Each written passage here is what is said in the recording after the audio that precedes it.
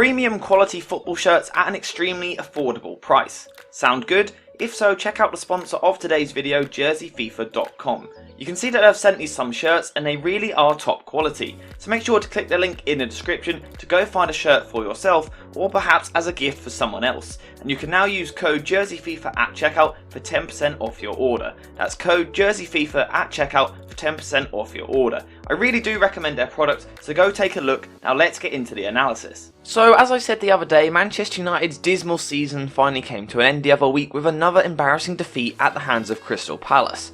But now it's over, I want to do a bit of a season review or recap of the past year. So we'll start with the first game of the season and then go through things month by month until we get to the end of the season. And trust me, when we look at it like this, you'll realise just how truly awful United have been this season.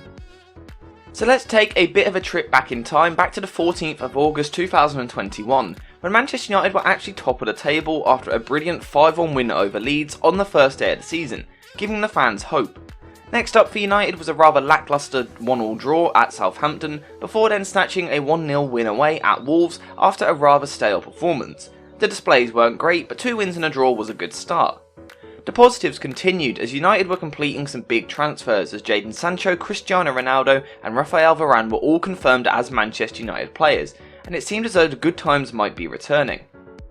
This brings us to September when Old Trafford waited expectantly for the introduction of Cristiano Ronaldo, who certainly delivered with 2 goals in the 4-1 win against Newcastle. It actually looked like United might have a good season.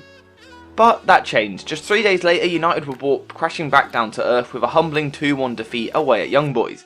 Later in the month, United also lost at home to West Ham in the Cup, before then losing to Villa as well. October didn't get any better with a truly awful 4-2 loss away at out of form Leicester City, before an absolutely humiliating 5-0 loss as Liverpool came to town and showed United how good they really are. Unsurprisingly, this brought pressure onto Ole Gunnar Solskjaer, and for the first time that brilliant smile of his started to fade a bit as the fans started to question whether or not he was the right man to lead the team moving forward. However, Solskjaer was provided a lifeline right at the end of October, as Cristiano Ronaldo inspired Manchester United to an impressive 3-0 win away at the Tottenham Hotspur Stadium, buying Solskjaer some more time. But this win was uncharacteristic and the misery soon returned for Manchester United, after being outplayed by Manchester City, before one of the worst United performances in recent history in a shocking 4-1 loss to Watford. Unsurprisingly, that was the final straw for the United board and Solskjaer was sacked just a day or 2 later. The man who once brought so much hope to a club had taken a team as far as he could, and United were now in trouble. The man responsible for getting United back on track, at least temporarily, was of course Michael Carrick, and to be fair, if you consider the way he was just chucked into the job out of nowhere, I actually think he'd done a pretty good job in his time. He didn't seem afraid of dropping the big names, and in just 3 games in charge he got a crucial win against Villarreal, a draw away at Chelsea, and then an important 3-2 win over Arsenal. For me, that's job well done by Michael Carrick. Finally, United decided on a manager to lead the club until the end of the season, and Ralf Rannick was brought into the club. And I think if we're being honest, we all got a little bit excited when we looked at what he had achieved in the past. To be fair, we did see pretty immediate improvements, certainly from a defensive point of view, as Manchester United conceded just 1 goal in Rannick's first 3 matches combined, and for the moment it looked like the storm had been weathered. As things progressed, the team seemed to find a bit of a balance and the goals started coming, as Manchester United produced a very impressive 3-1 win over Brentford halfway through January, before then beating West Ham as well. Actually, for the first time since the first few days of the season, Manchester United fans were in reasonably positive spirits. There were still poor results against Villa, but at least the squad finally seemed a little more steadied and balanced. Then came February, and you know what they say, good things don't last, as Manchester United started the month with a bitterly disappointing loss on penalties against Middlesbrough, knocking Manchester United out of the cup nice and early on. This was probably when the concerns under Rannick really started to kick in. United followed this cup exit with dismal draws to both Burnley and Southampton, as hopes of a top 4 finish started to fade, with United dropping silly points. Things didn't get any better in March as Manchester City absolutely tore United to shreds, showing them the right way to play football. All of this just a couple of weeks after United had drawn to Watford as well. Things were looking bad.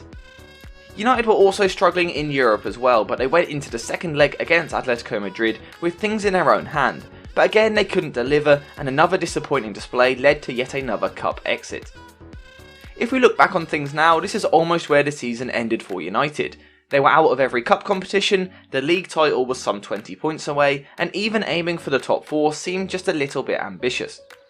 Unfortunately for United, this showed in the performances, with Liverpool running United off the park in a game where Manchester United didn't look worthy of sharing a pitch with this Liverpool team. A new low had been found for this season. April in general was a bad month, with Cristiano Ronaldo being the only positive after a brilliant hat-trick against Norwich City, which gave United the 3-2 win. But that was it. United only gained 2 other points this month. Finally, we got to May, and with the pressure of a top 4 spot gone, it actually looked like United might have a chance of ending the season on a high, with a bright display against Brentford, where United entertained with a brilliant 3-0 win. But no, there was still disappointment to come after Brighton taught Manchester United how to play football with an emphatic 4-0 win, before the season then finished with a flat 1-0 loss away at Crystal Palace. The season was finally over. To be honest, that was probably one of the best days of the season for United fans, because it meant that this chaos was finally over, at least for now. At least for a few months, fans were finally given a break from watching what was really a bit of a shambles. I'll give a rating or score for this season at the end of the video, but let's just put this bluntly, this was a season filled with nothing but disappointment for Manchester United. It was a terrible season, but perhaps we should have seen it coming. United ultimately set themselves up for failure last summer, when yet again they failed to address the absolutely desperate need for a new midfielder. This was the first mistake that the club made heading into the new season. The other mistake was keeping Solskjaer for as long as they did. He is clearly a great character, but I said last summer that he wasn't good enough for this level, and during the first few months his tactical inability was exposed time and time again. As I said earlier, United did finally pull the plug and give Solskjaer the sack, but it was too little too late. A lot of the damage had already been done, although with 6 months of the season still to go, there was still a bit of time to recover. Well, at least that would have been the case at a well-run club, but at Manchester United things aren't the same, and despite sacking the manager, the board still didn't have a plan for who to bring in next. How can that even happen at a football club? As I said earlier, the result of this was Carrick being thrown in at the deep end, and I stand by the fact that I think he done a good job, and he arguably gave United fans the best spell that they saw all season long in his 3-game spell. Regardless, he was replaced by Rannick, and I do think that this looked like a good move. He's by no means the best manager in the world, but he was supposed to be the master of the high press, and that was what we were meant to see quite early on. To be fair, for a short amount of time we did see these improvements, and Manchester United did start to play some good football, and there were a few good results during the months of December and at the start of the year in early January.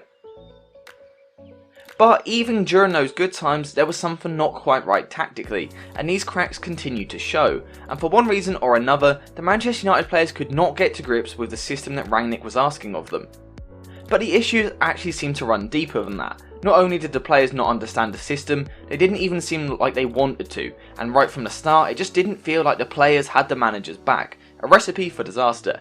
Believe it or not, that was just the surface of the problems, and it's clear now that the issues in the squad run much deeper, and it seems like amongst the players, the issues start in the dressing room, where there is no connection within the team.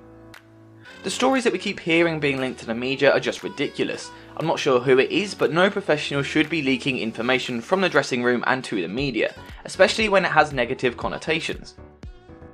But for all that misery, I do finally have some good news for you Manchester United fans. The season is finally over. That's right, you don't have to watch this horror show anymore. And maybe, just maybe, there might be some new beginnings at the club.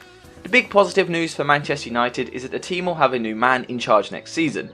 And in Erik ten Hag, Manchester United will be hoping that they have found the right man to oversee these changes at the football club. Obviously, one of the big factors in this is going to be the transfer window. After being given a bit of time to judge the players, Ten Hag needs to be given the backing to sell whoever he wants, and also to sign whatever player he wants at the club. The question is, will that actually happen? Well, it hasn't exactly been the case over the last few seasons, but there have been changes through the club, so maybe we will start to see the club moving differently this summer. Either way, I do think we will see improvements moving forward. Ten Hag is a brilliant manager and coach who will get the best out of a lot of these players, but I'll discuss that in the future because first I want to wrap things up for this season. Before I finish, I want to give United a season rating, and you've actually caught me in a generous mood, so I will give the club a 2 out of 10. The squad harmony has become worse, the connection of the fans has become worse, the performances have been awful, and they missed out on Champions League football as well. So I think it's a fair rating, and I think it's a little bit generous. But let me know what you think in the comments down below. Thank you guys for watching, and I'll see you in the next one.